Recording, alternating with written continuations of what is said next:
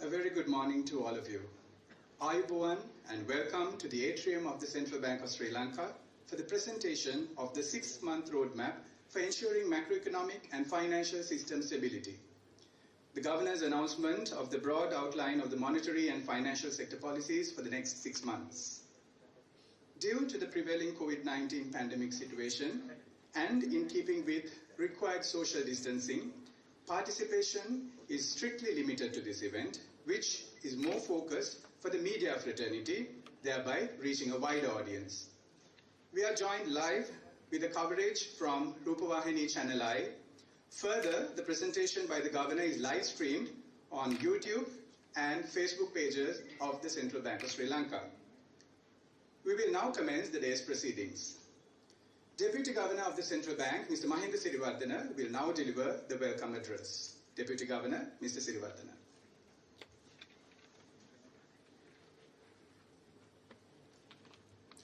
Good morning. Governor of the Central Bank of Sri Lanka, Mr. Ajit Kabral, and members of the Monetary Board of the Central Bank of Sri Lanka, distinguished invitees, members of the media, colleagues of the Central Bank of Sri Lanka, all other stakeholders virtually joining with us today, ladies and gentlemen. We all know that the COVID-19 pandemic, which began in early 2020, has brought upon unprecedented challenges globally, more so considering the uncertainties surrounding the timeline of the pandemic. Will it evolve further? How long will it? These are all questions and concerns that cannot be answered with much certainty. Amidst this very challenging environment, the Central Bank of Sri Lanka has tried to strike a balance between the costs of an economic slowdown amid the public health crisis. As you are aware, the Central Bank and the government have made a concerted policy response focusing on preventing scaring of the economy and its stakeholders. Needless to say, this has resulted in the Central Bank of Sri Lanka being in the spotlight. However, we are pleased to see that the economy has depicted its resilience, having rebounded sharply, supported by the policy stimuli from the government and from the Central Bank during this pandemic. Nevertheless, we should not be complacent about it.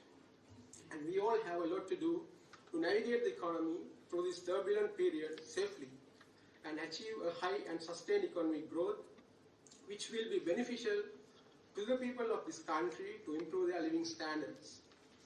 With the opening of the country today, by lifting several mobility restrictions, the Sri Lankan economy will begin a new episode of its journey amid the COVID-19 pandemic. Today, the Central Bank of Sri Lanka is pleased to open its doors to distinguished invitees from all spheres of the economy, most of whom are joining virtually due to the social distancing requirements, whom we believe are working alongside with us to help the economy tide over these turbulent times. Governor Mr. Ajit Kabral, today presents a first-hand account of the future policy direction and actions to be undertaken in tandem with all our stakeholders. This includes immediate steps for the external sector and also those in relation of debt and foreign exchange concerns, financial sector concerns, and macroeconomic stability concerns, all of which threaten economic and price stability and financial system stability, both of which are the core objectives of the Central Bank of Sri Lanka. There is a popular proverb, a journey of 1,000 miles must begin with a single step. Today, Central Bank of Sri Lanka invites you to take this first step jointly with us. On that note, let me invite Governor Mr. Ajit Cabral to present the 6th-month roadmap for ensuring macroeconomic stability, financial system stability in the country. Thank you.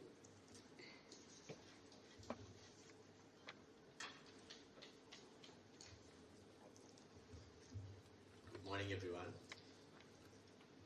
Honorary board members, deputy governors, other colleagues at the central bank, my dear friends.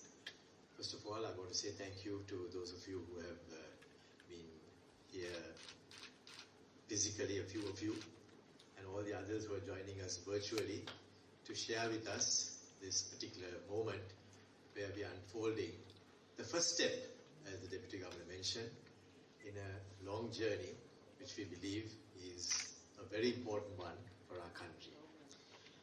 We have titled it the 6-month roadmap deliberately because we believe this has to be a concerted effort initially in order to deal with the challenges that we are facing. We would, of course, have the normal roadmap that we would unfold in due course, which would be for the future. But as of now, we are addressing the different tensions that are being felt in our economy, who have sought clarity, certainty, would be provided with that today, hopefully. We all know that Sri Lanka was once graciously referred to as the wonder of Asia. It still is, in my view. And we also expect miracles from our country. And I still believe it is possible to believe in miracles and to go forward. And I believe that is what we are hoping to instill in ourselves, a display where we can really reach out to that future that we are preparing for ourselves. So in my first half, I will let you into the background of what we are going into today, the tensions that we feel. I won't go into the details of. I will look at as-is situation. In the next maybe 40 minutes or so, we would deal with how we are going to do it and where we are hoping to go. So that will be the general outline of what we are going to do. So you can sit back and relax and then get ready to go through that journey. We all know that there is a fear about challenges.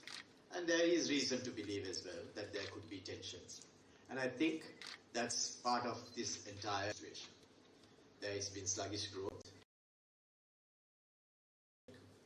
increase in non-performing loans, increase in central bank's treasury bill holdings, the reduction in the reserves, increase in remittance flows, increase in unauthorized remittance flows, stockpiling of imported goods, hostile imports, shortage of foreign currency, concerns expressed regularly about debt sustainability, weakened revenues, sovereign ratings, concerned consumers, SMEs having concerns, deterioration of confidence. All that is, I think, a reflection of the underlying situation in the country. Not only for us, I think it's there for all over lots of countries in the world. The last time we checked, we found that because of the COVID pandemic and other resultant issues, about 123 countries had been downgraded. So we are all going through a journey which is difficult. In addition, of course, we do hear doomsday reports. Quite a number of them are seen regularly. I also happen to read those carefully.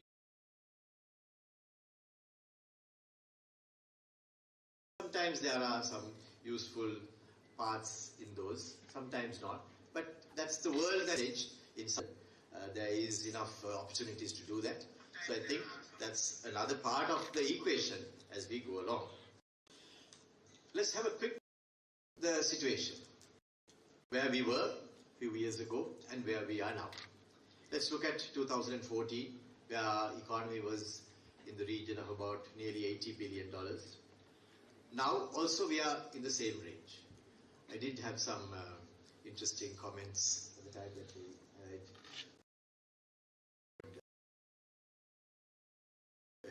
two weeks ago. And then it was like coming home to a time that has not changed. The GDP especially was about 80 billion. But also it was around the same number. So obviously it was a little discomforting, but at the same time comforting, because it was as if there has been no change at all. But that's part of the whole equation. For us, I think it has been for the whole world. There has been a general reduction, which means now we've got to work hard at that. We find that the GDP per capita has also come. Merchandise exports are pretty much at similar levels as 2014, and so any other macro fundamentals also remain at reasonably constant levels, although a few have deteriorated as well. The weakened economy, along with the effect of COVID-19, has caused anxiety, as we all know, and that's the new challenge that we are now facing. The economy grew by 8% in the first half, which was commendable. Had we not been able to record that kind of growth, it would have been that we are officially in recession. So fortunately, we didn't have to do that. Although on a low base, Sri Lanka did have an improvement in its growth. And we found that even the sectors concerned have also been gradually improving, which gives us some comfort that there is an underlying situation within the entire economy that gives us hope that we can move forward with a lot more confidence.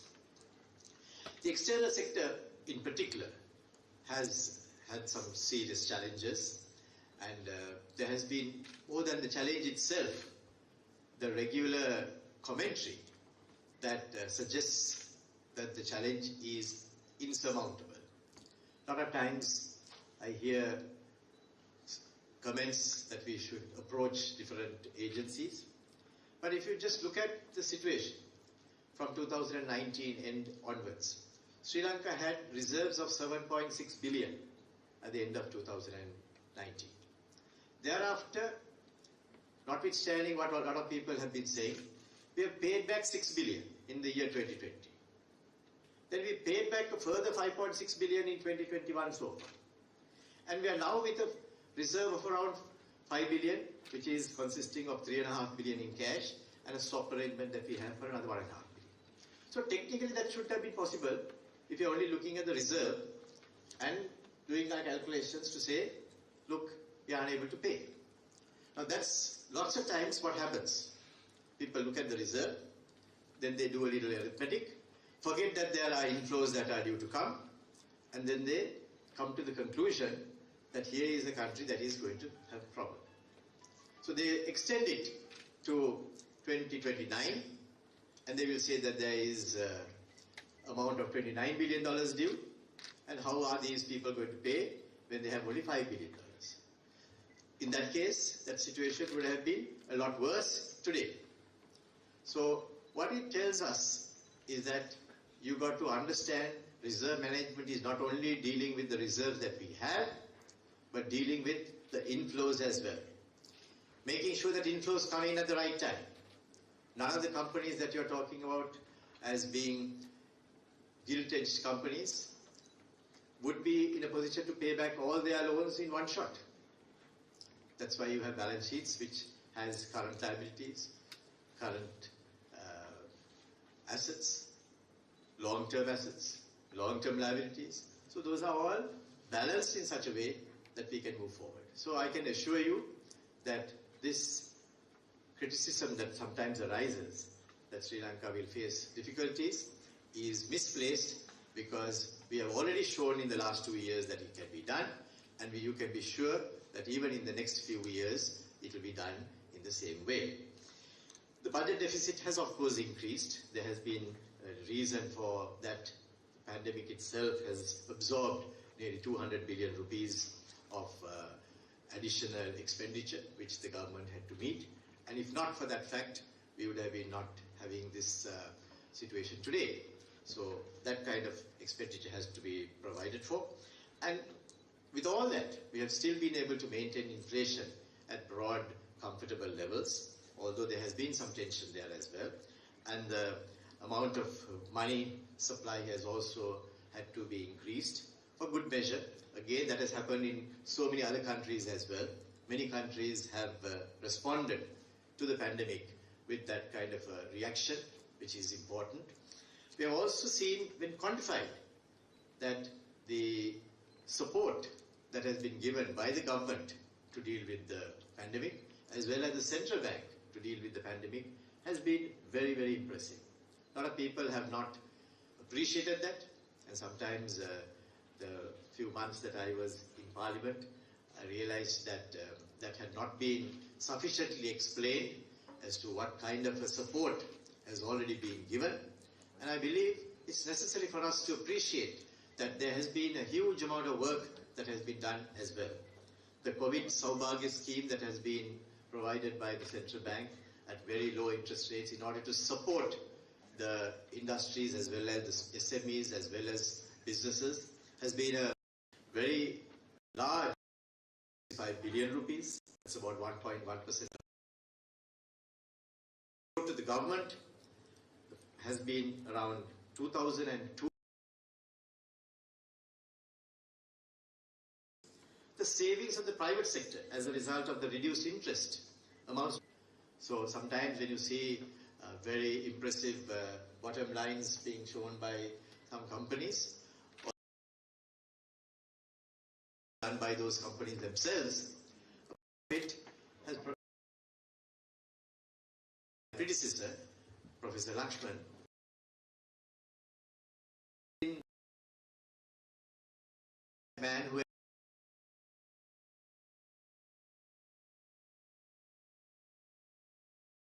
had made the interest rates.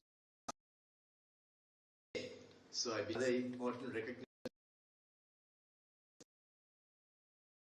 The government has also benefited to make it known that the low interest regime is a very important, a lot more bias. It may not be possible to keep it at those levels. That is why all need to cooperate so that we can maintain it reasonable levels, so that both lenders and borrowers are in a situation of that nature. The monetary policy easing measures are very helpful. The extended debt moratoria, which the government as well as the central bank put together, was an important factor in order to ensure that businesses survive these difficult times. And of course, we have all seen the proactive vaccination measures, the fiscal stimuli that was being given by the government, the tax exemptions, a lot of other areas where a lot of work can be done in order to provide the system with a certain degree of stability. The vaccination program is over here, and I think we have a very good outcome that has happened there. And what does it take? Where does it take to us now? I believe we got to appreciate again that we have faced tough challenges in the past. Of course, we can begin with 1505 to 1948, 443 years of foreign domination, and we came up, notwithstanding what some people might say, we had just one university in 1948. So after 443 years of foreign domination, we had one university. All those countries that dominated us had a lot more universities than that. We today have 17 state universities and about 46 universities of the private sector. So we have come a long way. Only 1% of the people had electricity and water in 1948. Today, nearly 99.9% of the people have electricity, 43% of people have water on tap, and in the next 4 to 5 years, we would ensure that about 85% of the people would have water on tap. So those are the factors that we have been able to generate in the last 73 years.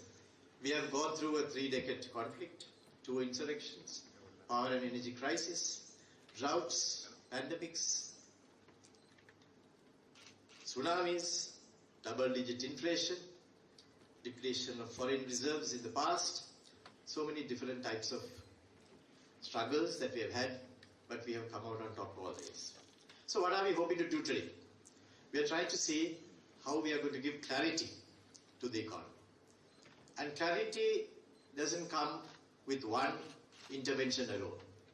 It has to come from several interventions, and the burden should be shared by all stakeholders. If it is just one stakeholder who is putting their hand up and going to be the one who would deal with the situation, I don't think it would work. It has to be a shared approach. It's like all of us are going in a boat in stormy seas. We all have to go in a certain disciplined manner. We have to move forward without rocking the boat, especially in times of turbulence. If we don't do that, and we don't have a journey which is methodical and which is done in a proper manner, it is likely that the boat would capsize. So if you want to keep the boat heading in the right direction and moving in the right direction, we got to all understand what the role of each stakeholder should be, and we should accordingly move forward. So I've just put down, we have worked out the different sectors: government, banking sector, people, central bank, importers, exporters, capital and debt markets, sovereign rating agencies, exchange houses, service exporters, investors, development partners. All of them will need to move together in a cohesive pattern. The central bank is the agency that has been entrusted with the responsibility of delivering economic and price stability as well as financial system stability. It sounds simple, but the reason why the society has provided that entire responsibility to an institution is because they know it is important for that institution to deliver that for the country. If you don't have stability, that you realize what stability is.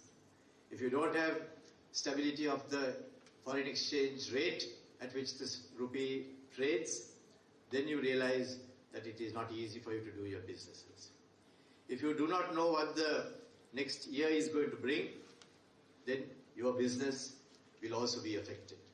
So you need a comfort that there is a stable environment, and that is what the central bank is expected to do by law, and that is what it tends to do, because that is our duty and responsibility by the people of this country to deliver that.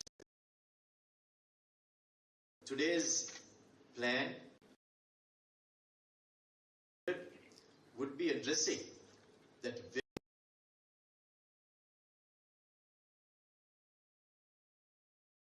very important factor that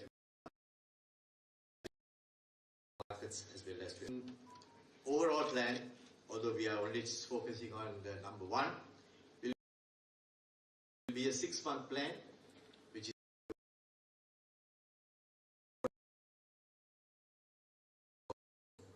a plan. And the third is building the cushions to be able to absorb any shocks for the future. It's like a 50-over match, and within the first 10 overs, you have lost 4 wickets, not very many runs on the board, then you've got to stabilize. If the number 5 and number 6 batsmen get onto the crease and start hitting out, I don't think the match will be won. You've got to first stabilize, make sure that you have the necessary wickets in hand, and approach the rest of the overs with a lot more confidence. Then you consolidate, where you score a few runs so that the target doesn't become too high, and at the same time you are amassing the strength to move into the next phase. The third phase would be a lot more comfortable, but at the same time there will be risks there as well, and then you've got to ensure that you have the necessary cushions, so your eye must be in so that you can hit the ball well, and that's part of the strategy of a good cricket team. So if you follow that, I think this match could also be won. The central bank will take immediate steps to ensure stability, and the proper management of this period will result in clarity and certainty. Thereafter, we envisage the foreign exchange direct investments to come. We envisage tourism to improve. We envisage the other factors that have, the building blocks that have been put in place, particularly the pharmaceutical industry, the monetization of certain underutilized assets. All those will kick in a lot more strongly, and then Sri Lanka will be able to move forward with a lot more clarity. So the new efforts will demand moderate contributions from all stakeholders, the government, the central bank, the banking sector, merchandise and service exporters, importers, retailers, and the global Sri Lankans as main stakeholders, but there will be others also who will have to play their part. We know the problem, that's why we went through this long discourse, because sometimes some people believe that we don't know the problem, and they tell us this is the problem. Yes, we also know that there is a problem, but now it is our turn to find the solutions, and that's why some of those problems are significant. There's pressure on the fiscal operations, there's accumulation of external debt, and the debt raised through ISPs has been somewhat large. That could lead us to some vulnerabilities. The pandemic has affected certain huge parts of our economy. Rating downgrades have aggravated the situation. The confidence of the debt servicing on some basis, because we were able to pay back two of the main debts outstanding, $2 billion, without any deferment at all, and we don't intend to do any deferment even in the future, has brought in some confidence, and high yields in the market sometimes can be a little disturbing as well. Sovereign ratings have come down from where we were some time ago, but we are confident that once these are put in place and they see results, then Sri Lanka will be able to go on a trajectory which is on the upward trend. The banking sector has been resilient, but we need to deal with a few issues. That is something that we are discussing today. The non-banking sector also has seen some difficulties. There has been some finance companies that have failed. Those need to be also addressed, because there are lots of stakeholders that have been affected by that. The implementation of the consolidation program is another area which we need to be addressing our minds. And in the case of exporters, we find that the goods flow has taken place, and that's duly recorded as exports, but the corresponding amounts that need to come in as cash flows have not materialized at the same levels. Now, our research departments have access to all this information, and there's no need or reason for them to make any other reports on these matters. I have seen a few people getting a little excited that they are not holding any dollars, but they are actually repatriating and converting. That's what we really want. So if that is being done, there's absolutely no issue, and we are all on the same page. It is only those who have not done that, there is a concern, because that export actually becomes an export only once it is realized in rupees in this country. So there is a need for some instances for exports to have corresponding imports, which we recognize, and from the areas that we are going to talk to you about today, you would see that we have addressed that as well, perfectly in order, and we have to provide for them. But at the same time, we expect the exports to materialize as converted rupees, because that is where the whole exercise is there. So we expect that to happen, and we need to take a few steps to ensure that it happens. In many, many countries that happens. So we have sometimes borrowed technical expertise from those countries to understand how those countries are also dealing with it, and we would be dealing with that today as well. A few pressures are built up in the case of importers and exporters, mainly because of speculative reasons. We all know that when there is uncertainty, people provide for the worst, and that's a human tendency. You expect the worst. So if you expect the worst, if you feel that the rupee is depreciating, you would depreciate it to the worst number that you feel that it will go to. And when you do that, then you will provide for your selling price based on that too. So all those factors kick in, and that's why we have to make sure that that uncertainty is removed as quickly as possible. Service exporters other than tourism have also been affected. Industrialists have faced challenges. Money changers especially have lost their businesses, mainly because there was nothing much for them to encash when there was no tourism. Retailers and wholesalers have also been affected, although the food inflation has been at reasonable levels. I'm not saying at satisfactory levels, but it should be brought down further. Workers' remittances have also been affected in the past few months, particularly because of the fact that there was a dual exchange rate prevailing, and that helped them to go and get it outside the normal course of the banking sector. And also there was a reduction in the number of people who could go abroad, and that was another factor. Stocks and shares, the Securities Exchange would know that in the last few months the stock exchange has been going forward well, but at the same time the government securities as well as equities have been dropping. At the same time, that gives us the feeling as well as the opportunity that it could go up to that level provided we get our factors right. Particularly the government securities. And remember, at the end of 2014, we had $3,489 million. We have $9 million now, but that doesn't matter. We have to consider that space, and we are working on that now, and we are confident that that would soon be reversed and there would be a positive flow coming in. So would it be for the equities. The Securities and Exchange Act was passed just a few months ago, which meant that the long-felt need of new legislation has also occurred, and we are on the right track there. The central bank has also faced a few challenges, depletion of foreign reserves and the pressure, but we believe that those also could be addressed with the plan that we are going to put in place. The exchange rate impact on the central government's debt is another factor that we must all be conscious of, because the rupee depreciation can be very a huge burden if you do have the debt in US dollars as well.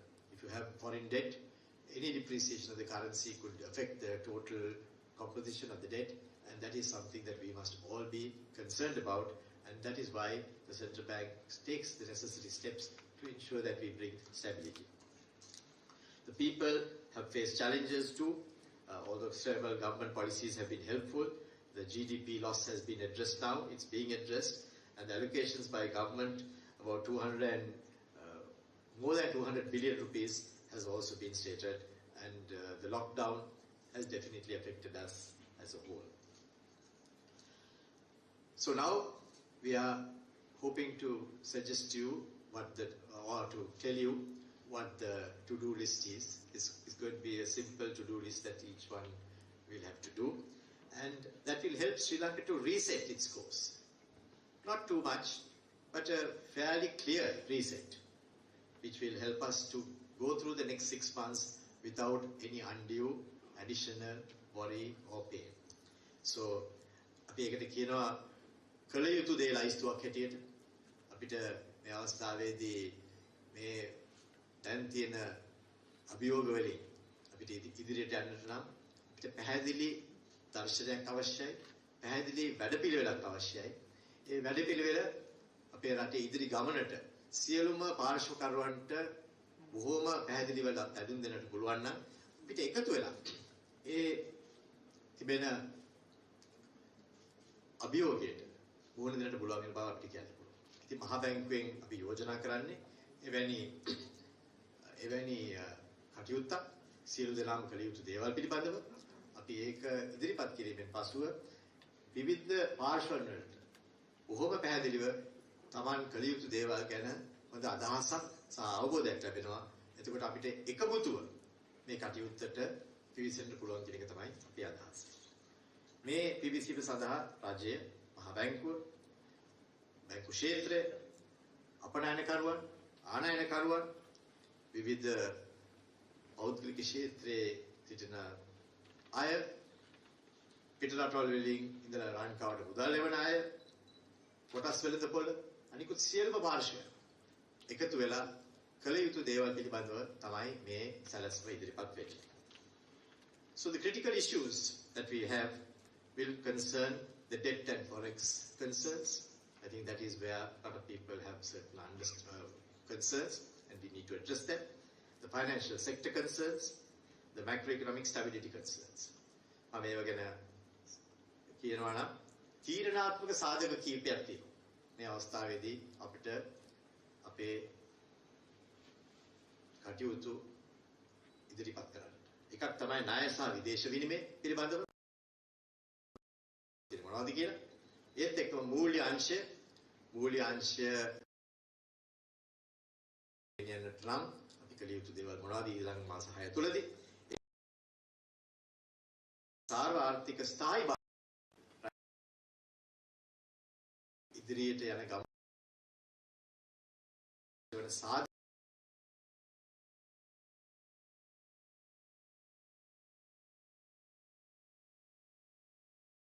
කියලා අපි මෙතනදී කියන්නට බලාපොරොත්තු වෙනවා.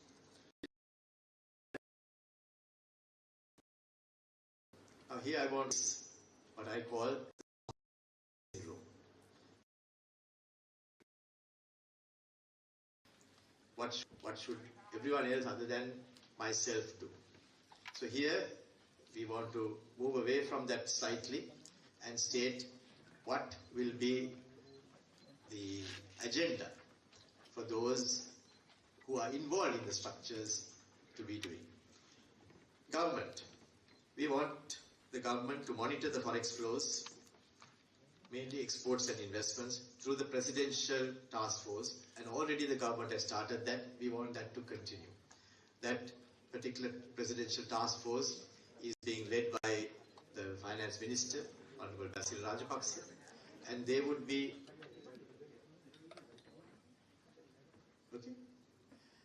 and that task force is being led by the Honorable Finance Minister, who is very diligently going through all the different stakeholders who have to provide the foreign exchange to the country to ensure that they are supported, that any issues that they have are resolved, and that effort is being supported by the central bank, which is providing the technical services as well as the coordination services so that all could be moving towards the targets that we have put down. The second is to arrange high-level discussions with respective governments to secure short to medium-term G2G financing to buttress the inflows. Already that work has also started. I myself have been involved in many of those conversations. We are exploring several options and we are confident that from the reactions that we have received, that would be forthcoming and we would be able to announce those in due course. The third is to monetize certain non-strategic and underutilized assets. Already those have been set out and you have seen that in various literature. The UDA as well as the BOI both have been involved in that effort to ensure that certain underutilized assets which are not providing any support to the economy right now are utilized better so that they could be giving an additional support to the economy by way of inflows as well as economic activity that would make sure that Sri Lanka can use those much better for the future. The Port City Commission bylaws will need to be published and we believe that also would be done soon. The promotion of the dedicated industrial zones for pharmaceutical and other industries in several areas to attract FDIs. I believe that's another area that the government is working on. Facilitate inflows from the implementation of the tax amnesty. As you know, it was provided a few days ago. That also would help new inflows to come into the country. We want the government to also initiate the rebasing of GDP, which is done once in every 5 years, so that all the different components of the GDP are also captured. We want the government, and I believe the government is already doing that, to prepare a business-friendly budget with detailed financing strategies, and I know the Finance Minister is very committed towards that. And we also think that it's necessary to introduce the appropriate tax adjustments to provide domestic value addition of exports and ensure conversion of export earnings.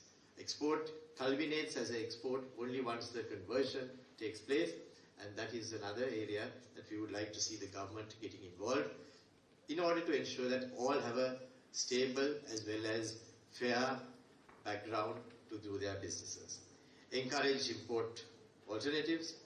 Introduce a mechanism to allow the import of motor vehicles to Sri Lanka using foreign earnings of FDI, with relevant taxes being paid to the government in forex. That's another area. Just like a normal forex direct investment, if you have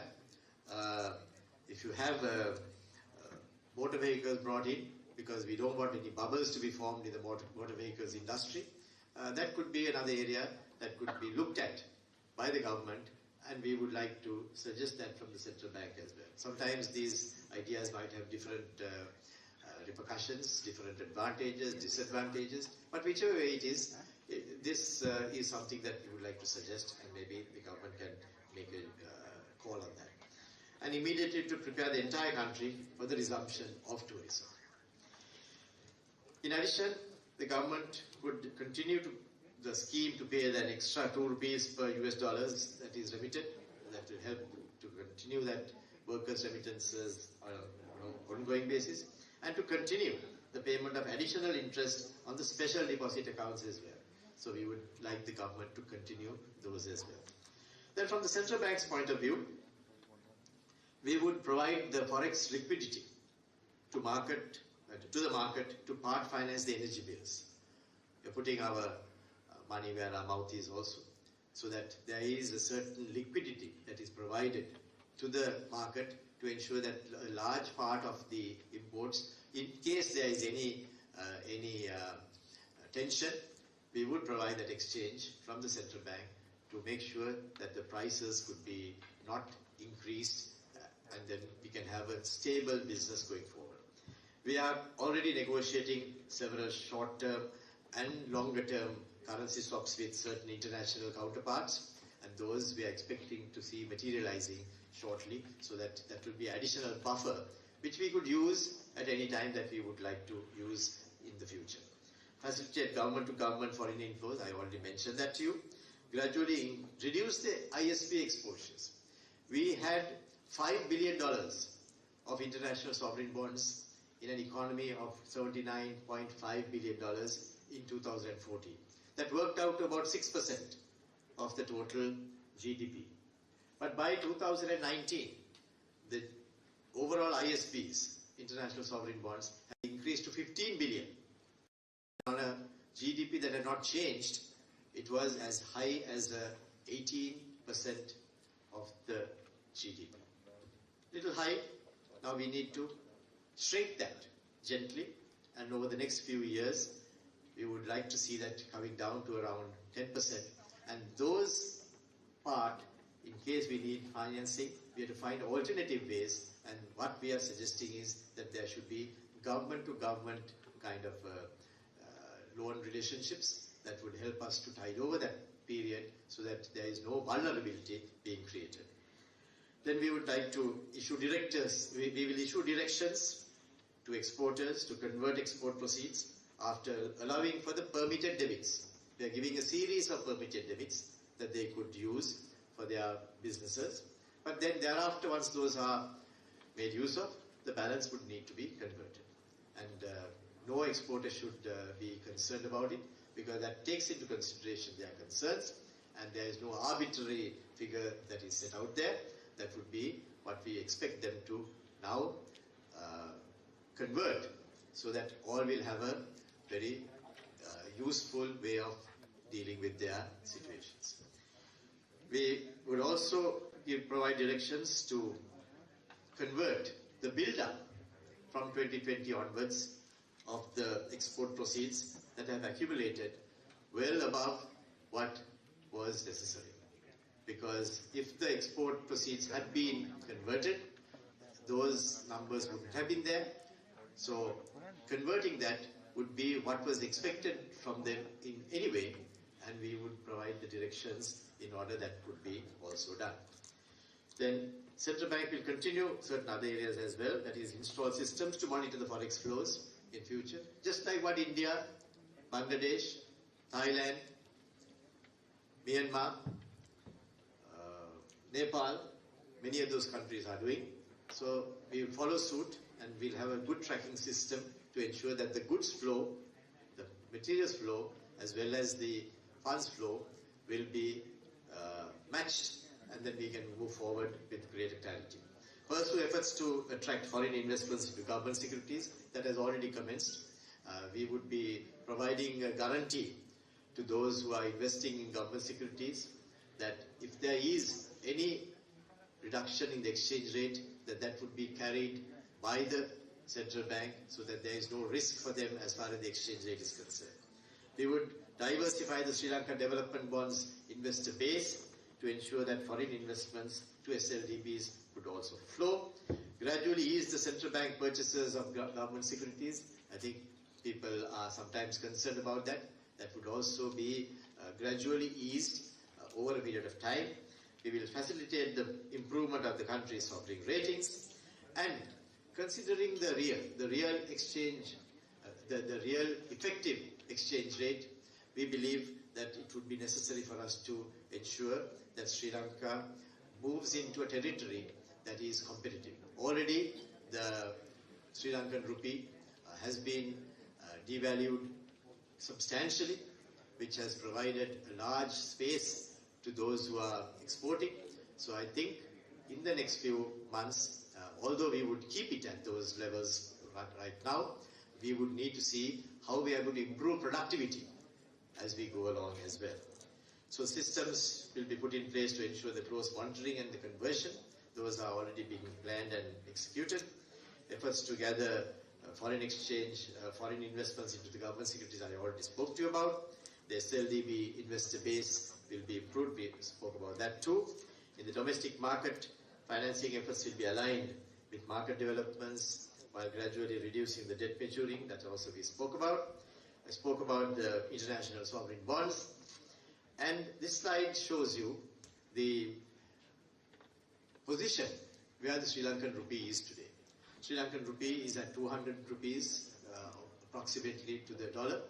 But if you take the real effective exchange rate, it should have been about 168. So there is a pull of around 32 rupees, which is an advantage, which is a huge advantage to exporters. So I think there is no need for further depreciation of the currency. We should work within those parameters, because I believe when you work out the entire semantics of the 24 countries that we normally track the Sri Lankan rupee against, it is very, very competitive, and I believe that's what we should be now concentrating on, and not waiting for further depreciation, but to work on the current numbers. We also see the need now to shift our investment patterns. We are gently shifting in the investment patterns as well, where we believe it is necessary to now have a greater relationship within the South itself. If you look at what happens in the world today, this may be a little different from the roadmap itself, but a commentary. We in the South are supposed to be investing in the North, and we receive a return of around 1.4% in the instruments that we do invest.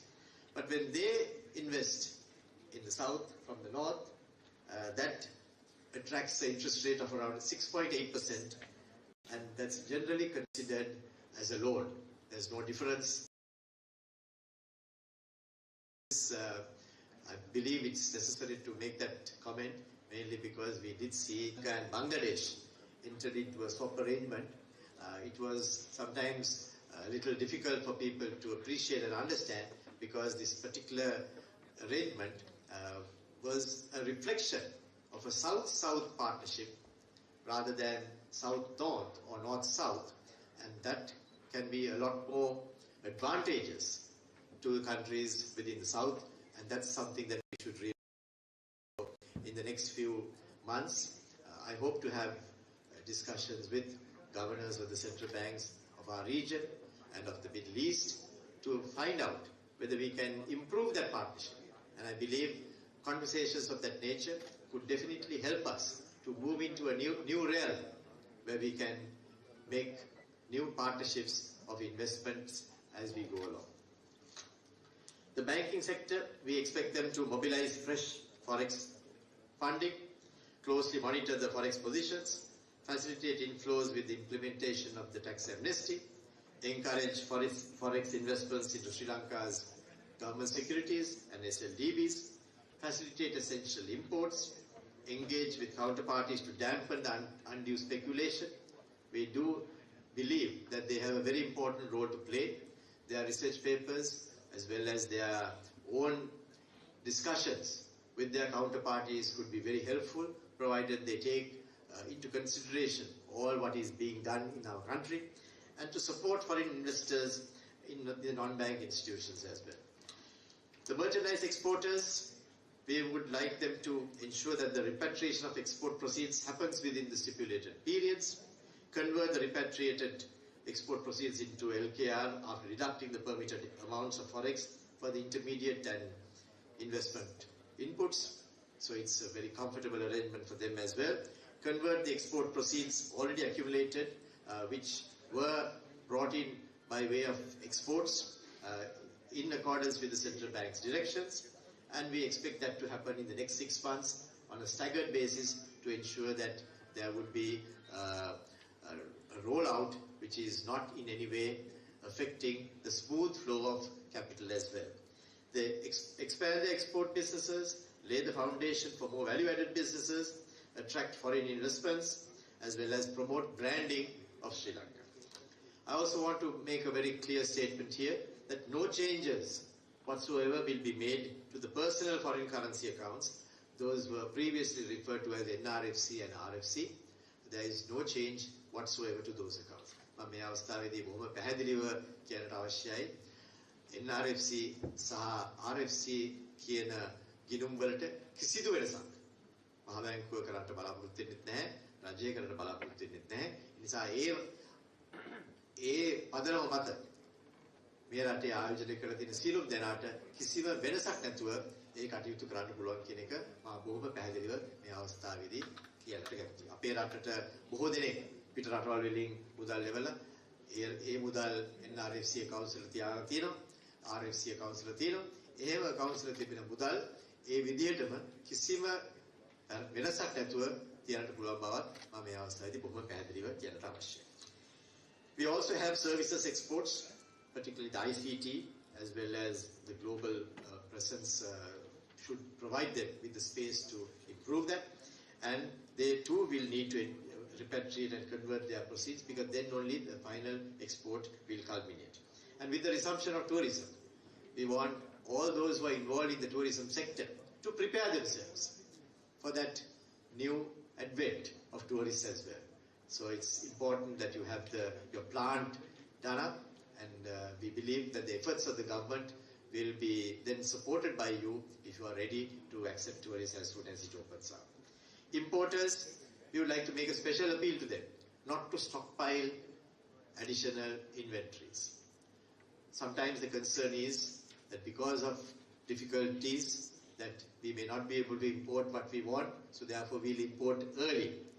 We want to assure them there would be sufficient foreign exchange and reserves available for them, and we would like them to make sure that their imports are done in such a way that they don't need to stockpile unnecessarily. මම මේ අවස්ථාවේදී ආනයනකරුවන්ට විශේෂයෙන්ම ඉල්ලීමක් කරනවා තමන්ට අවශ්‍ය ප්‍රමාණයට වඩා වැඩිපුර ආනයනය කිරීමට උත්සාහ කරන්නට එපා.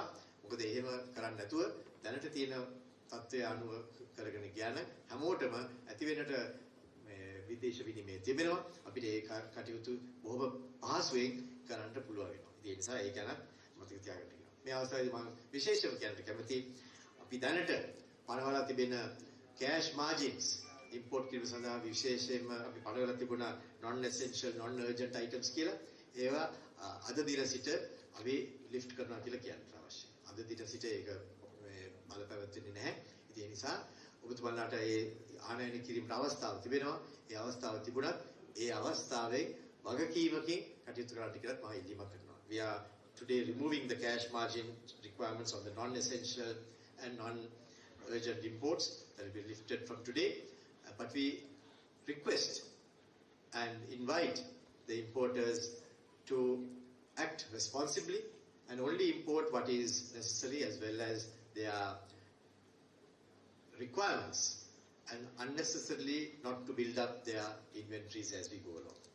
The industrials and property dealers, particularly those who are importing steel, cement and such industrial equipment, not to stockpile but to move forward with the current conditions without having any panic buying as well. Utilize the dedicated industrial zones, expand your campaigns and make use of current resident and long-term visa incentives to attract more and more people to come into the country. Forex houses, we also ask them to ensure that they act in a responsible manner, and we are restoring all the licenses of those who had been cancelled in the recent past because they were unable to make their targets, and we will be restoring all those licenses. මේ අවස්ථාවේදී මුදල් හුවමාරු කරන ආයතනවලට අපි කියා සිටින්නේ ඒ අයට මීට පෙර අපි තහනම් කරලා තිබිච්ච ඒ සියලුම licenses අපි නැවත ලබා දෙනවා. 27 දෙනෙක් ඉන්නවා ඒ වගේ ඒ 27 දෙනාම අපි ලබා දෙනවා. නිරත වෙනට අවශ්‍ය අයට ඒක කරන්න පුළුවන්. ඒ අයට අපි කියන්නේ තමන්ගේ ඒ රාජකාරිය පුළුවන් තරම් හොඳින් ඒක කරගෙන ඒ නීති රීති වලට අනුකූලව ඒ කටයුතු කරන්නේ කියලා අපි ආයෙත් ඉල්ලීමක් කරනවා. Those who are remitting money from outside, we are asking them to make use of the official channels. All the banks have now prepared methods by which monies can be remitted very, very easily and conveniently. So we are requesting all those who are making use of these facilities to convert, to send money into Sri Lanka, to make use of those channels. අපි සියලුම ඉල්ලීමක් කරනවා පිට රටවල් ශ්‍රී ලංකාවට මුදල් එවනකොට සාමාන්‍ය බැංකු ක්ෂේත්‍රයේ තිබෙන ඒ පද්ධතිය පාවිච්චි කරලා මුදල් එවන්නට කියලා සියලුම බැංකු මම හිතන්නේ බොහොම පහසු කරලා තියෙනවා. වෙන වෙන ක්‍රමවලට යොමු නොවි අපේ රටේ බැංකු ක්ෂේත්‍රය පාවිච්චි කරලා ඒ කටයුතු කරන්න කියලා අපි ඉල්ලීමක් කරනවා. මොකද මම හිතන්නේ සමහර අවස්ථාවලදී වෙනස ටිකක් වැඩිපුර තිබුණාට බොහෝ දෙනෙක්ට යම් අවස්ථාවක් ලැබෙනවා. ඒ කියන්නේ foreign exchange rate එකේ වෙනසක් තියෙනකොට ඒක depreciate වෙලා තියෙනවා නම් වැඩිපුර එතනදී වෙන මේ grey market කියලා කියනවා ඒක පාවිච්චි කරන්න සමහරක් අය යොමු වෙනවා. ඒක නොකර අපි දැන් foreign exchange rate එක stabilize කරන නිසා සාමාන්‍ය විදියට ඒ මුදල් එවන්නේ කියලා අපි ඉල්ලීමකුත් කරනවා. The share market and the corporate debt market now also has a massive opportunity to regain some of the foreign investors that had left the country, and we would like you to make special road shows as well as other ways in which you can make it known to all those investors that Sri Lanka is back in business and Sri Lanka would like to have their investments back again. So that's another message that we would like to give to the world, and we hope that you will take that message as well. Let's now deal with the financial sector concerns. මූල්‍ය අංශය පිළිබඳ තිබෙන ගැටලු ගැන අපි දැන් සාකච්ඡා කරමු. ඒ සඳහා ශ්‍රී ලංකා මහා බැංකුව යෝජනා කරන සහ ආසහාය තුලදී ක්‍රියාත්මක කිරීමට බලාපොරොත්තු වෙන සහ දැන් විග්‍රහ කරනවා. Firstly, the government, we would like the government to support and continue to support. They have always been supporting of the financial sector. This sector for some time spoken of, but unfortunately it had not been moving at the right pace. But we would like to see that the non-banking sector consolidation occurs in the next few months. We want to see also the state-owned business enterprises diversifying their borrowing sources. Sometimes their borrowing sources have been confined to only the state banks or to others of that nature, but I believe the time is now necessary for them to diversify so that they can also be a lot more competitive, and the opportunities available to the private banks could also increase as time goes on. We also would like to see them taking business decisions so that when they are taking those decisions, they take into the factors of the profitability as well as the going concern, as well as supportive of the normal businesses in a business sense, are also considered carefully. The central bank would also provide support as well as do certain actions in the next 6 months. First of all, we want to see that the moratoria is unwinded gradually, not a sudden doing. It has to be a soft landing. So we want to make sure that the lockdown effect, because it is being felt by so many businesses, that the central bank will advise the financial system as well as the sector to indulge in that in a gradual fashion. And we would also provide liquidity, because we find that a lot of the businesses will now have to pay the old loans plus the old interest, the new loans and the new interest, and that can be sometimes very, very challenging. අපි දන්නවා බොහෝ සුළු සහ මධ්‍යම පරිමාණයේ ව්‍යාපාරිකයන් තමන්ගේ පැරණි ණය සහ පැරණි පොලිය ඒත් එක්කම නව ණය සහ නව පොලිය ගෙවද්දී සෑහෙන පීඩනයකට ලක් වෙන්න පුළුවන් කියලා. ඉතින් ඒ නිසා මහබැංකුවෙන් අපි තත්ත්වය පිළිබඳව හොඳින් අවබෝධ කරගෙන ඒ අයට සහනයක් ලබා දීම සඳහා රුපියල් මිලියන 15000ක් අපි වෙන් කරන්න බලාපොරොත්තු වෙනවා. ඒ ණය සහ ඒ ණය පොලිය පිළිබඳව සහනයක් ලබා දීමට. We will work out the modalities in due course. As you know, these plans were put together in a very short period of time because we wanted to give the clarity to the markets. But we would work out a scheme whereby we could provide that clarity as to how this would be implemented. But we are committing the funds so that we can provide that comfort to those businesses that are going to be, over a period of next few months, having to now grapple with the need to be paying back those loans that they had taken, as well as the loans for which they have already got a moratorium for. So that would be something that we would be doing. And during that period, we would put an emergency lending facility framework in place. We would immediately suspend the Parate execution. We would like banks to follow that, and the forced repossession of leased assets up to 31st of March 2022 for the next 6 months, because we are recognizing that special circumstances has made it imperative that we provide that space, and during that period we would like the banks not to go through that process, but to have other methods to persuade the payment, but not to resort to that. අපි මේ අවස්ථාවේදී ඊළඟ මාස 6 තුලදී පරාට එක්සිකියුෂන් එක හරහා දේපල පවරා ගැනීම අපි බැංකු වලට ඉල්ලීමක් කරනවා, ඒක නොකර සිටින්නේ කියලා. ඒත් එක්කම වාහන නැවත පවරා ගැනීමත් අත්හිටුවන්නට කියලා ඊළඟ මාස 6 තුලදී අපි සියලුම බැංකු සහ මූල්‍ය ආයතන වලට උපදෙසක් දෙනවා. ඒත් එක්කම මේ පැටි සිටි ඇති මූල්‍ය ආයතන 6ක් තියෙනවා. ඒ 6 නැවත නැගිටවන්නට ඒවා බැරිව තැනක් තියෙනවා නම් ඒවට අපි කළ යුතු දේවල් මොනවද කියලා ඒවත් පිළිබඳව ඉතා ඉක්මනින් අපි කටයුතු කරන්න බලාපොරොත්තු වෙනවා. We would be implementing a comprehensive plan to deal with this and actively pursue the revival of those could be revived with new investment.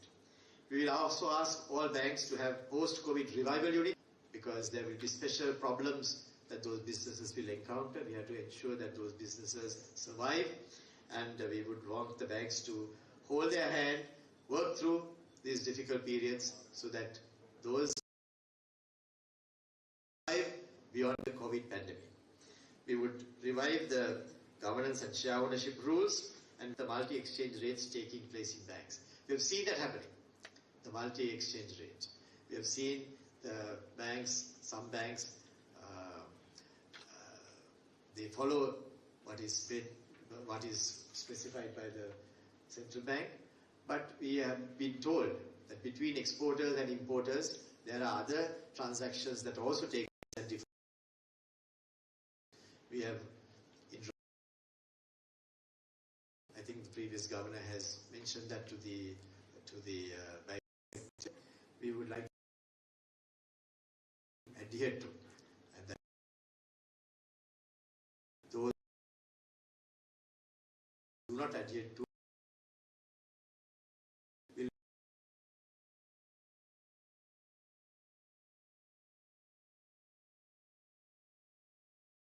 that happening, and we would like to see the banks following that and encourage all dealings to be transparent methods that are already introduced and not to have any other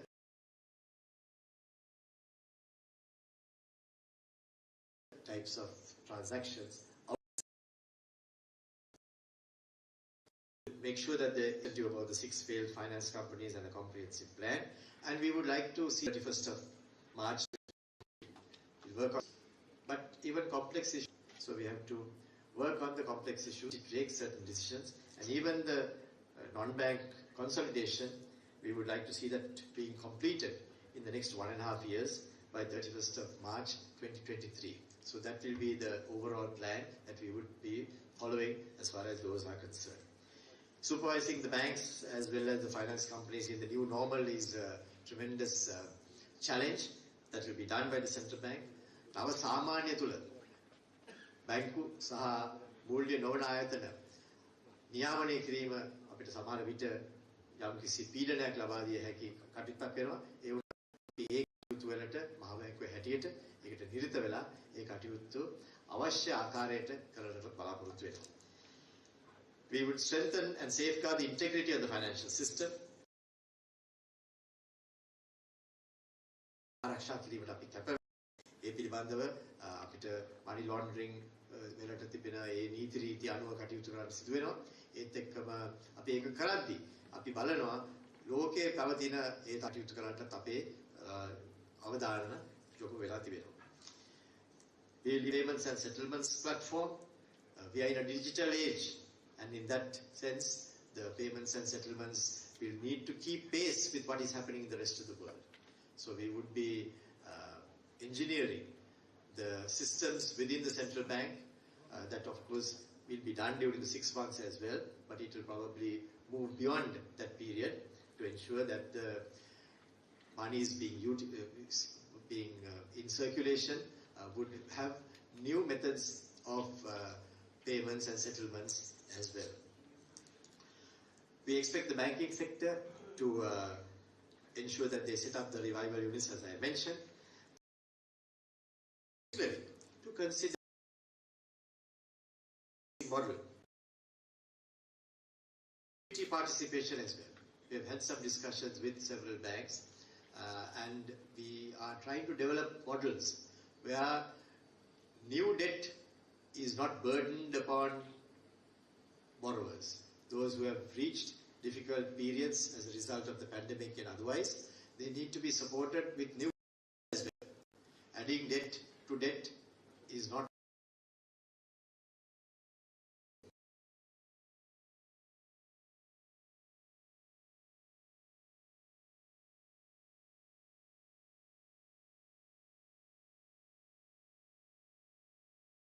පීඩනය වැඩි වෙනවා.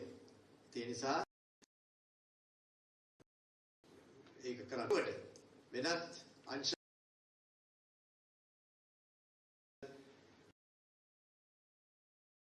කිරීමෙන් ඒ ප්‍රශ්නයට අපිට එක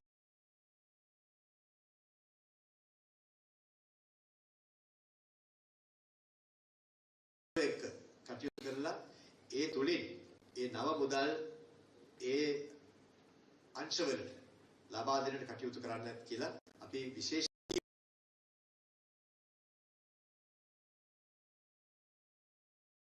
බැංකු වලත් කියනවා. සමහර විට බැංකු වල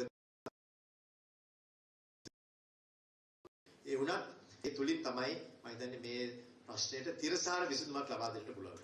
ඒ පිළිබඳව විශේෂ සැලකිල්ලක් යොමු කරන්නයි කියලා අපි බැංකුවේ ඉල්ලීමක් කරනවා.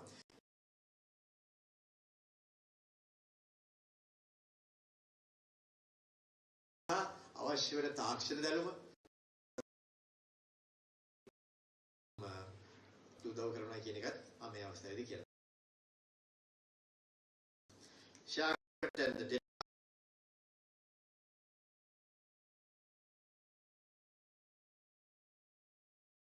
We would like to see them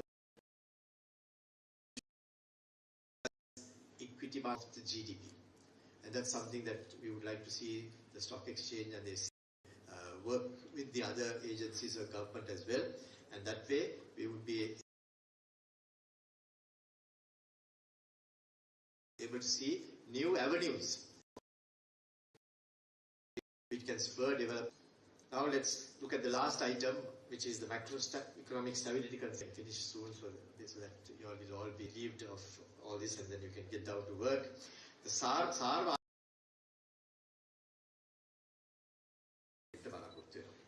first of all, the government, we understand, has a very tricky as well as a very balancing act to perform. Government, but the pandemic and the attendant charges on the overall has been even more complex. Budget will be exercised with very carefully, and I believe the government is already taking the addressed in that fashion. Credible debt management strategy, enough material, and our debt management will be done in such a way that Sri Lanka will not face any difficulty whatsoever. That's why I want to, at this stage itself, tell the stakeholders that we have no intention of going and asking any others for advice, although we can have technical advice from them in different areas. We have a team here which is talented, which have gone to the best universities of the world. They have got experience, and I believe that kind of expertise is sufficient for Sri Lanka to deal with the current issues. So I want to make that very clear, that Sri Lanka will rely on the in-house expertise that we have. We have trust and faith and confidence in those experts, and we work with those experts. We are also open to outside elements who can give us advice. We have a financial system stability committee. We have a monetary policy consultative committee. All those committees are comprised of people of repute who provide the central bank with that advice. We listen to that advice, we take that advice, and you can be assured that having heard all that advice, we would be creating our own plans, like what we have done today, to go forward. So you can be sure that these are not ad hoc measures, these are carefully thought through measures which we believe will take us into the path of development as well as stability very, very quickly. We would work towards extending the average time to maturity of our debt stock, and we would work towards improving the doing business indicators as well. We have had some very good experiences in the past where we improved the debt, where we improved the doing business indicators. We would revisit those and improve that so that we can have a system where Sri Lanka will be a preferred destination as far as investors are also concerned. The law for the provides ample space for those who are doing business to come into the new business, and we would use that as a support for our new, and we would use that for the future in the normal course of other businesses as well. A comprehensive directory of physical investment opportunity by the government, for which we are very pleased, and we would like investors to make use of that as well, so that they could be making use of those opportunities. The central bank also has fairly tight as well as very extensive to-do list with regard to macroeconomic stability concerns as to how we are dealing with it. Rigid inflation, stability in exchange rates and continue the steps that are being taken to the prohibited pyramid schemes and other financial scams, strengthen the central bank's balance sheet with a gradual rollback measure and a build-up of external reserves, introduce directions on IT risk resilience, offsite surveillance, increase the frequency and modes of public awareness. We see a lot of scams that are taking place, and we want to keep the public posted of those scams so that they will also be aware that these are matters that they should guard against. Launch a green financing facility. We are providing a space within the SRR for those who are having funds being brought in for this kind of purpose. Development activities, develop new regulations on financial consumer protection. Sometimes we do hear certain institutions not adhering to those regulations, so we want to bring some teeth into the financial consumer protection. Have a friendly online submission of complaints to the central bank. Establish credit counseling centers. Already we have one at Rajagiriya, but we want to expand that further. Help to set up the equity funds. Discontinue the cash margin deposit requirements on the non-essential and non-urgent, as I mentioned to you already, and consider the possibility of buying back some of these bonds that are trading at very high discounts. We find that some of the ISPs are trading at discounts, but when a large chunk is sought after, that's not possible to buy. So the Sri Lankan bonds are being announced in these markets at very high discounts, which is not the case in actual fact, because many of the investors have faith in our country. They hold on to our bonds till maturity, and you can be sure that their faith has not been in any way not honoured by Sri Lanka, and we continue to do that. So we would ask them sometimes to examine these quotations with a little more care, because sometimes I know they have to announce their balance sheets at mark-to-market numbers, but that alone is not good enough of a reason to sell off Sri Lankan bonds, because we know that those have actual value, and we would like those investors who have been with us, who have last maybe 12 years, to understand that Sri Lanka has the intention as well as the plan to make those payments, and we would like them to keep that in mind carefully before you sell off any of your bonds. On the monetary front, the priorities will be maintaining the inflation at the targeted band. The monetary policy report we will be announcing with greater clarity, and there will be a publication as well. The central bank has observed in the recent past that there has been certain bubbles being formed, particularly in the motor industry, the motor vehicles, and that's something that we would like to see addressed. And the loan to value specified. I'm not a great fan of specifying those numbers as ratios. Sometimes if it is needed, we will do that. But we would ask the banks and the financial institutions to also examine their risk profiles carefully to ensure that those are given proper attention when those are being done. We would also, as I mentioned, provide some support to the green options. Regional development will be, initiatives will be continued to be promoted. I already mentioned to you about the growing menace of prohibited schemes. Those have to be dealt with, as well as other schemes like people being told that they have just won a car or they have just won $1 million, and to get that you have to pay some upfront fee. So not to get fooled, and the central bank spends a lot of money in creating these things, but yet awareness is not sufficiently drilled down, and we are hoping that that also would occur. And we would carefully guide the stakeholders to tide over the pandemic difficulties. We want to come to the final stages of this presentation by saying we would be outcome oriented. The plan, we would have a dedicated team of those who are involved in this process to ensure that these deliveries are done, that these are actually delivered. I remember the time that I was the governor previously, we had several conversations with our investors all over the world. And the most important part of those presentations was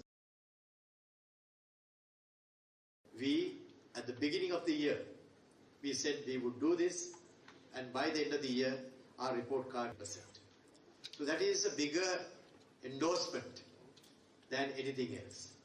So we have to set out a plan, stick to that, work on that, and ensure delivery. I'm particularly happy to see one of the former board members who was here with me in the previous term, Mr. Neelo Mugilia here. We worked together to ensure that those plans that we had put out to the people were on time and on target. So we want to do the same thing this time around as well. These plans that we just announced to you, what we are going to do, we would diligently work on that to ensure that those would be delivered on time. I'd like to give you a summary of what we have said so far. I'll make it a little brief and point-oriented so that it will be easy for people to absorb. 1. Intervene in the forex market by providing the funds to finance the country's energy bills and thereby to infuse liquidity. 2. Promote investments in rupee-denominated government securities with a guarantee on the exchange rate. 3. Strengthen mandatory conversion of export proceeds. 4. Request the government to tax profits of exporters at 28% and not 14% where forex is not repatriated and converted. Of course, within the limits that have been specified. 5. Expand the moratorium while also providing liquidity support to affected finance companies. Stop parata executions and repossession of vehicles in the next 6 months for pandemic-affected borrowers. 7. Share the burden of pandemic losses suffered by local SMEs by allocating rupees 15,000 million towards interest accrued through a mechanism which is to be worked out. 8. Use monetary policy tools to unwind monetary stimulus extended during the pandemic. 9. Use macroprudential tools as well as macroprudential regulation and supervision to guide the financial sector towards sustained stability. 10. Facilitate education and health-related forex outflows immediately. We know that a lot of people have had some difficulties about taking money for various educational purposes as well as health-related purposes. We will facilitate that immediately so that that problem wouldn't occur for the future. Lift the ceiling imposed on outward investment and migration allowance effective from January 22. Already the regulations have been framed and issued. That's why we are not changing that for the time being. But no sooner that those regulations are completed by December 2021, we will not renew those, but we would allow that to happen so that those conditions could provide those who are migrating with the space for them to take out their money at the time that they want to take it out. Discontinue the cash margin deposits requirements on non-essential and non-urgent imports. We know that several people have been undergoing various difficulties as a result. That would be lifted from today. Establish, I remember the Prime Minister himself mentioned that this should be done, and I believe there has been a lot of people who have been affected by that. Although it did serve the purpose at the time that it was imposed, and then it did have the necessary support for the balance of payments at that time. We believe now with the current inflows that we are envisaging, as well as the steps that we are taking, we would be in a position to relax that with immediate effect. We would establish the International Transactions Reporting System to monitor foreign exchange transactions commencing on January 1st, 22. Monitor services related foreign exchange inflows and ensure due repatriation and conversion. 15. Replace maturing debt obligations with new inflows through non-debt sources wherever possible. 16. Consider the possibility of buying back the entire issue of ISPs maturing in January 22 and July 22 if high discounts are prevalent continuously. 17. replace maturing ISPs with government-to-government loans until ISPs to GDP percentage declines to 10% or less. 18, take measures to improve the sovereign ratings. 19, strengthen workers' remittances through official channels. And 20, to restore licenses of money changers. So that's our own obligation and the duties that we have taken upon ourselves, and we would fulfill that. For purposes of record, may I mention that in Sinhala as well, so that the media could pick it up. පළවෙනියෙන්ම අපි මේ දැනට කරන්න බලාපොරොත්තු වෙන කටයුතු සියල්ල ගැනම සාරාංශයක් මම ඉදිරිපත් කරන්න කැමතියි. පළවෙනියෙන්ම රටේ මොරතල් බිල්පත් ගෙවීමට අවශ්‍ය මුදල් සපයමින් විදේශ විනිමය වෙළඳපොළ වෙත ද්‍රව්‍යශීලතාව වැඩි කිරීමට අපි යොමු කරන්න බලාපොරොත්තු වෙනවා. ඒ නිසා කිසිම කෙනෙකුට කිසිම මේ සැකයක් තබා ගන්න අවශ්‍ය නැහැ. මොරතල් හිඟයක් හෝ ගෑස් හිඟයක් හෝ ඒ වගේ කිසි දෙයක් සිදු වෙයි කියලා මුදල් නැතිකම නිසා විවිධ අංශ පිළිබඳව කතා කරලා තිබුණත් ඒ සියලුම කතාව සම්පූර්ණයෙන්ම නිෂ්ප්‍රභා කිරීම සඳහා මහා බැංකුව එකට කටයුතු කරන බවට මා අද මෙහිදී කියා සිටිනවා. දෙවනුව විනිමය අනුපාතිකය පිළිබඳ සහතිකයක් ලබා දී රුපියල් වටිනාකම මගින් නාමනය කරන ලද රජයේ සුරකම් පොත්වල ආයෝජන ප්‍රවර්ධනය කිරීම. බොහෝ දෙනෙකුට පෙර කාලවලදී රජයේ සුරකම් පොත්වලට ආයෝජන කිරීමට අපි අවස්ථාව ලබා දීලා තිබුණා. ඒ අය ඩොලර් ගෙනාවත් සමහර විට මේ අවස්ථාවේදී ඩොලර් ගෙනාවම ඒ අයට සැකයක් තිබෙනවා නම් රුපියල අප්‍රමාණ වෙයි කියලා ඒ සැකය දුරු කිරීම සඳහා මහා බැංකුව ඒ අයට ඒ මුදල් ලබා දීමට බලාපොරොත්තු වෙනවා. තුන්වෙනුව අත්‍යවශ්‍ය ලෙස රුපියල් බවට පරිවර්තනය කිරීමට සිදුවෙන ඒ ක්‍රියාමාර්ගය අපි දියත් කරලා ඒක ක්‍රියාත්මක කිරීමට බලාපොරොත්තු වෙනවා. ඒ සඳහා සියලු දෙනාගේම මේ සහයෝගය අපි බලාපොරොත්තු වෙනවා. අපි ඒත් එක්කම රජයට කියා සිටිනවා ඕනෑම අපනයනයක් බවට පත් වෙන්නේ ඒ අපනයන අන්තිමටම රුපියල් බවට පත්වීම හරහා රුපියල් එන්නට ඕනේ රටට. ඒ නිසා තමයි රජය ඒ අපනයන කරුවන්ට විශේෂ සහන ආකාරයට බදු සහනයක් ලබා දෙන්නේ. සාමාන්‍යයෙන් බදු ගෙවන්නේ 28%ක නම් එය 14% බවට පත් කරන්නේ ඒ පදනම මත. ඒ නිසා ඒක සිදු වෙන්නේ නැත්නම් ඒ පදනම අපි මෙට යම්කිසි බාධාවක් සිදු වෙනවා. ඉතින් එහෙම නොවන්නට අපි රජයෙන් ඉල්ලීමක් කරනවා. දැනට ලබා දීලා තිබෙන ණය පමා කිරීම තව ඒ ක්‍රමවේදය තවදුරටත් කරගෙන යාම සඳහා අවශ්‍ය වෙනවා නම් ද්‍රව්‍යශීලතාවය ලබා දෙන්නට මහා බැංකුව ඉදිරිපත් වෙනවා. පරාට එක්සිකියුෂන් වලින් දේපල පවරා ගැනීම සහ වාහන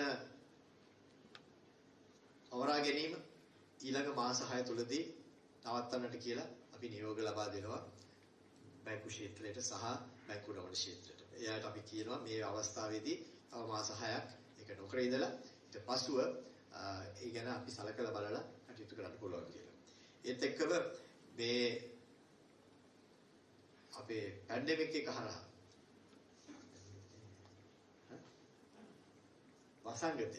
වසංගතය ඔස්සේ සමහරක් ව්‍යාපාර වලට වෙලා තිබෙන ඒ හානිය දුරු කර ගැනීම සඳහා ණය වැඩිපුර ගෙවන්න සිදු වෙන තැන්වලදී ණය ගෙවා ගන්නට අමාරු වෙන තැන්වලදී ඒ ණය පමා කිරීම පරක්කු කරන වෙලාවලදී ඒ අයට සහනයක් ලබා දීම සඳහා රුපියල් මිලියන 15000ක් අපි වෙන් කළා. ඒක ගැන අපි ඊළඟ සති දෙක තුන තුලදී මේ නිවේදනයක් නිකුත් කරන්න බලාපොරොත්තු වෙනවා.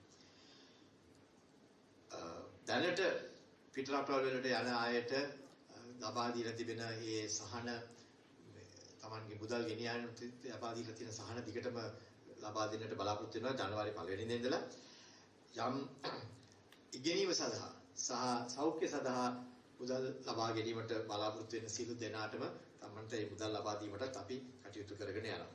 ඒත් එක්කම අත්‍යවශ්‍ය නොවන හදිසි නොවන ආනයන සඳහා පනවා තිබුවක් ආර්ථික මුදල් දැන්පතු අවශ්‍යතාවය වහාම ක්‍රියාත්මක කරන පරිදි අපි අත්විඳිනවා. බොහෝ දෙනෙක්ට ඒ පිළිබඳව අමාරු තත්ත්වයක් තියෙන බව අට ඊයේ පෙරේදා අපේ අගමැතිතුමාත් දැනුම් දුන්නා. ඒ පිළිබඳව අපි ඒකට සලකලා බලලා ඒ අනුව ඒ අයට මින් ඉදිරියේදී ඒක සිදු නොවන්නට අපි කටයුතු කරන්න බලාපොරොත්තු වෙනවා. 2022 ජනවාරි 1 වෙනිදා සිට ආරම්භ වන පරිදි විදේශ විනිමය ගනුදෙනු අධීක්ෂණය කිරීම සඳහා ජාත්‍යන්තර ගනුදෙනු වාර්තාකරණ පද්ධතියක් ස්ථාපනය කිරීමට බලාපොරොත්තු වෙනවා. 14 සේවා සම්බන්ධ විදේශීය විනිමය ගලායම් අධීක්ෂණය කිරීම සහ එම මුදල් ආපසු රට තුළට ගෙන්වා ගැනීම සහ පරිවර්තන කිරීම සහතික කරන ආකාරයට අපි කටයුතු කරන්න බලාපොරොත්තු වෙනවා. කල්පිරණ ණය බැඳීම් සහ සෑම අවස්ථාවකදීම ණය නොවන මූලාශ්‍ර හරහා ලැබෙන නව ලැබීම් මගින් පියවීමට බලාපොරොත්තු වෙනවා. වෙළඳ පොළ තුළ ඉහළ මට්ටම් පවතී නම් 2022 වසරේ ජනවාරි මාසයේ සහ ජූලි මාසයේ කල්පිරණ ජාත්‍යන්තර ස්වෛරීය බැඳුම්කරයන්හි සමස්ත නිකුතුව ආපසු විලදී ගැනීම සඳහා අපි සලකලා බලන්න බලාපොරොත්තු වෙනවා. ජාත්‍යන්තර ස්වෛරීය බැඳුම්කර දළදේශ නිෂ්පාදිතයේ ප්‍රතිශතයක් ලෙස 10% වගේ ප්‍රමාණයකට අඩු කරන්නත් අපි බලාපොරොත්තු වෙනවා. ස්වෛරීය ශ්‍රේණිගත කිරීම ඉහළ නැංවීමට පියවර ගන්නවා. නිල මාර්ග ඔස්සේ විදේශ සේවා නියුක්තිකයන්ගේ ප්‍රේෂණ ලබා ගැනීම සඳහා දිරිමත් ලබා දෙන්නට බලාපොරොත්තු වෙනවා. මුදල් හුවමාරු කරන්නන්ගේ බලපත්‍ර 27ක් අද සිට අපි නැවත ලබා දෙන්නට බලාපොරොත්තු වෙනවා. ඒ අයගෙන් අපි ඉල්ලීමක් කරන්නේ ඒ වැඩ කටයුතු වල Tamanගේ රාජකාරියට අනුකූලව තිබෙන ඒ නීති රීති ඔස්සේ කටයුතු කරන්නයි කියලා. So measures implemented will ease the difficulties currently faced by the public. We will facilitate the education and health-related forex outflows, as I just mentioned. We will lift the restriction on migration allowance. We will facilitate the fuel and other uninterrupted supplies, enhancing the real returns to savers with the correction in the deposit, support the credit availability at reasonable lending interest rates, maintaining stable price levels. A lot of times what happens is when there's uncertainty, tends to protect themselves and increase prices. So if you can bring the stability back, you would find that that reason that prompted people to increase prices there. අවස්ථාවලදී අපි දැකලා තියෙන එක දෙයක් තමයි බොහෝ දෙනෙක් Tamanගේ කුරණ විල වැඩි කරන්නට පෙළඹෙනවා. ඒ පෙළඹෙන්නේ තමාගේ ඒ ව්‍යාපාර බොහොම පරිස්සම් කරගන්නට අවශ්‍ය කියලා හිතන නිසා. ඒ අය දන්නවනම් මේ தত্ত্বය අපිට ස්ථායීව පවත්වාගෙන යන්නට පුළුවන් කියලා බොහෝ විට එහෙම අවශ්‍යතාවයක් සිදු වෙන්නේ නැහැ. අපි දැක්කා ඒ වගේ කාලයක් අපිට පුළුවන් වුණා පවත්වන්න 2014 සහ ඊට පෙර කාලෙදී එවැනි තත්ත්වයක් අපි නැවත නිර්මාණය කිරීමට නැවත ඇති කිරීමට කටයුතු කරන්න අවශ්‍යයි. අපි මේ පිළිබඳව අපේ විශේෂ සැලකිල්ල අපි යොමු කරන්න බලාපොරොත්තු වෙනවා. Ensuring the stability of the financial system, thereby protecting the savings of the public. These outcomes will complement the measures that have already been taken by the central bank and the government to assist businesses and individuals to recover from the effects of the COVID-19 pandemic. What will be the results that we would like to see by the end of March 22? Our gross official reserves will be enhanced to cover a minimum of 4 months of imports. Our foreign holdings will, in the rupee-denominated government securities, will increase to at least $1 billion. We'll have a diversified SLDB investor base. We will have a stable exchange rate and stable interest rates. We'll have that long before that, but definitely by end of March 22, we would have all those in place. We'll have a stronger banking and non-bank sector, a weekly treasury bill auction, which is now today 70-75 billion rupees, will then shrink to around 50 billion rupees, and we'll have real GDP growth of around 5% in 2021, and certainly we'll aim at 6.5% by the first quarter of 22, and I believe we should be able to achieve that without too much difficulty and stabilize inflation at mid-single digits. We have a summary timeline of the targeted I won't deal with it, but it will be there in the handout as well as the email that we would send to all participants as well as those who wish to have it. We'll also have it in the central bank's website from now onwards so that all can see what numbers we are committing ourselves to and numbers that we would be driving towards. අපේ ඉලක්ක වශයෙන්ම ලබා දීලා තිබෙනවා. ඒවා පසුපස හඹා යන්නට අපි කටයුතු කරනවා. ඒවා අපි පැහැදිලිව ලෝකෙට ලබා දෙන්නේ ඒ අයට අපේ වැඩ කටයුතු ඊට පස්සේ මනින්නට පුළුවන්. ඒවා හරහා අපි ඒවට කටයුතු කරන්න බලාපොරොත්තු වෙන නිසා අපි ඒවා ප්‍රසිද්ධිය ලබා දෙන්නේ. ඒවා අපි සාර්ථකව ඉෂ්ට කර ගැනීමට සියලුම කටයුත්තක් කරන බව ඉතා පැහැදිලිව මේ රටටත් ලෝකයටත් කියා සිටීම සඳහා. Finally, we believe that what is important is the implementation. මේවා ක්‍රියාත්මක කරන්න අවශ්‍යයි. අපේ මූලික අරමුණක් වෙන්නට වන්නේ මේ අපි අද ලබා දීලා තිබෙන සියලුම සැලසුම් ක්‍රියාත්මක කිරීමට අපේ සම්පූර්ණ ශක්තිය යොදවලා ඒක අපි කරන්න බලාපොරොත්තු වෙනවා කියන එක. මහා බැංකුවේ හැටියට අපි ඒ කටයුත්තට අපි සම්පූර්ණයෙන් කැප වෙනවා. ඒත් එක්කම රාජ්‍යයත් එක්ක ඒ කටයුතු කරන්නට අපි බලාපොරොත්තු වෙනවා. අනිත් සියලුම පාර්ශවකරුවන්ගේ සහයෝගය ලබාගෙන ඒක කරන්න බලාපොරොත්තු වෙනවා. අපි මෙතනදී කිසිම කෙනෙකුට ඇඟිල්ලක් දික් කරනවත් නෙමෙයි. කිසිම කෙනෙකුට අපි වැරද්දක් කියනවා නෙමෙයි. අපි මෙතනදී කරන්නේ අපි සියලු දෙනාම තේරුම් ගන්නට අවශ්‍යයි. අපි මේ යන ගමන අපි යා යුත්තේ එකතු වෙලා. එකතු වෙලා යනකොට පාර්ශවකරුවන්ට සමහර විට විවිධ අදහස් තියෙන්නට පුළුවන්. විවිධ අයට අරමුණු වෙනස් වෙන්නට පුළුවන්. ඒ වෙනස් වුණත් අපිට ඒක අරමුණක් තියෙන්න ඕනේ රට වෙනුවෙන්. අපි එතනට යනවා නම් මම හිතන්නේ අපිට ඒක ඉතාමත්ම සාර්ථකව කරගන්න පුළුවන්. අපි මේ කාලය තුලදී වගකීමකින් ඒ කටයුතුට නිරත වෙන්න ඕනේ කියන එකත් මම මේ අවස්ථාවේදී මතක් කරලා දෙන්නට කැමතියි. 2022 අවසන් වෙන විට අපේ රට අලුත් මාවතකට හැරෙන්න පටන් ගන්නවා. ඒ කරන යන වැඩ කටයුතු සියල්ලක්ම ඉතාමත් පැහැදිලි ලෙස අපිට ඉදිරියට යන්න පුළුවන් කියන එක තමයි අපේ මතය.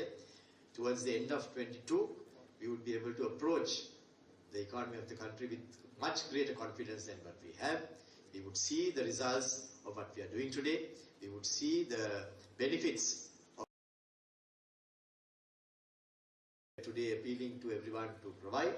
Because if we do it on those lines, we would find that each one's role becomes much easier to handle. So our role would be to ensure the path, and that if any persons are in any way moving in a different direction, to gently nudge them and to get them on track. And we would also commit ourselves to those numbers as well as those plans with a greater dedication, because of the fact that we have to deliver for this nation to prosper and go forward. I want to thank the President who reposed his confidence in me specifically and invited me to take on this role once again. I want to ensure that we deliver on his expectations, the Prime Minister's expectations too, and the Finance Minister's. We know we have a great role to play here. It's a very important role in this juncture of our country's forward march, and I'm blessed with a great set of people who are also in a dedicated fashion, so to move forward with clarity. I want to thank the Monetary Board members, the staff, particularly the Director Economic Research, Dr. Chandranath, who worked tirelessly with his team to put this plan together. It has been done in a very, very short period of time.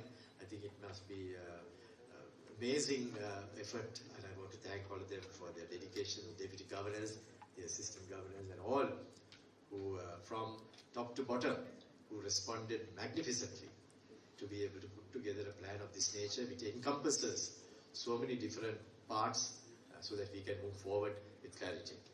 This is a dynamic plan. It is one that is having different variables. All these variables need to be balanced one with the other. Sometimes it's a tough call to balance all these different variables. So we would sometimes tweak it. We will sometimes change it. We will sometimes have to take additional measures to stay on course. But that's the best part of plans, that you must have a guiding plan in front of you, and you will have different strategies that you would use to put you on target to move forward. So that's the commitment that I want to give all of you, and together we will succeed. Thank you very much.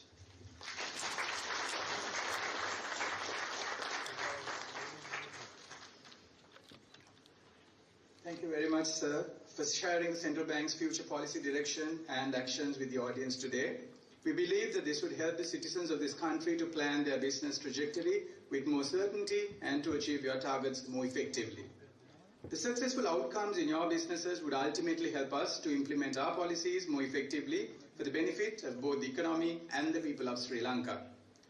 The speech delivered by the Governor will be accessible via our corporate website in all 3 languages very soon.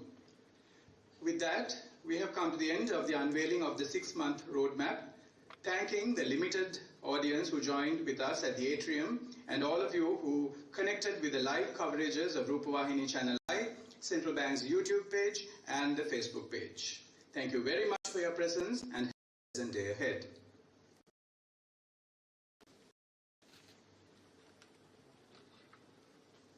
We invite all of you present here today for refreshments served in the lobby area after the proceedings. Ladies and gentlemen, to Sri Lanka.